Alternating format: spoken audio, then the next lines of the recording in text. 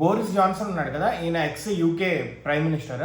అయితే ఈయన ఒక ట్వీట్ చేశాడు ఏంటంటే, ట్రంప్ భారతదేశం మీద వేసిన సెకండరీ టారిఫ్స్ 25% ఎక్స్ట్రా వేసి టోటల్ గా 50% అయింది కదా ఇప్పుడు. దానికి సంబంధించి మాట్లాడాడు ఏంటంటే, ఫైనల్ గా భారతదేశం అనేది పే చేస్తుంది. Trump is Brave, principled and logical అంట. భారతదేశం అనేది రష్యా ఉక్రెయిన్ వార్ కి ఫ్యూయల్ చేస్తా, డబ్బులు ఇస్తా, పుతిన్ బుచరీకి తోడ్పడుతోంది. దానికి ఇప్పుడు భారతదేశం పే చేస్తుంది ప్రైస్ అని చెప్పి చేశాడు, ట్రంప్ ని పొగుడుతూ.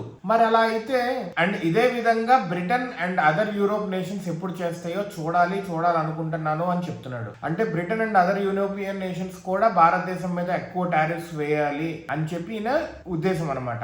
అంటే ఈయన పిఎం ఉంటా చేసేవాడేమో. మరి అలా అయితే ఇప్పుడు బ్రిటన్, అదర్ యూరోపియన్ నేషన్స్ అన్ని కలిపి భారతదేశం కంటే ఎక్కువ ఇంపోర్ట్ చేసుకుంటున్నాయి కదా. మరి మీకు మీరే కూడా వేయాలి కదా, ట్రంప్ మీ మీద కూడా వేయాలి కదా.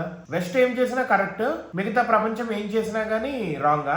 జయశంకర్ గారు అన్నారు, only the problems of west are problems and other countries and other nations problems are not cared about are not treated as the problems అని. మీరెప్పుడు ఇదే వెస్ట్ చెప్పిందే జరగాలి, వెస్ట్ మైండ్ లో ఏది ఉంటే అదే జరగాలి. ఫస్ట్ ఆఫ్ ఆల్ నువ్వు నీ ఎక్స్ యూకే పిఎం కదా, నువ్వు నీ కంట్రీ ఒక ముస్లిం నేషన్ కింద అయిపోతుంది, అది చూసుకోరా పిచ్చోడ. తర్వాత కంట్రీలు కామెంట్లు చేసేవాడివి, నువ్వున్న టైం నుంచే జరుగుతుంది ఇదంతా. ఓట్ బ్యాంక్ పాలిటిక్స్ చేసి మొత్తము నీ కంట్రీ మొత్తాన్ని ముస్లిం కంట్రీ కింద చేసుకుంటున్నావు. టెర్రరిస్టులందరినీ తయారు చేసుకుంటున్నారు. ఇంకా ప్రపంచం నుంచి నీ కంట్రీస్ వెస్ట్ మీద కూడా నెక్స్ట్ టెర్రరిస్టులు రాబోతున్నారు. ఇస్లామిక్ రెవల్యూషన్ అని చెప్పి అలా తయారవబోతుంది. Take care of your country first of all.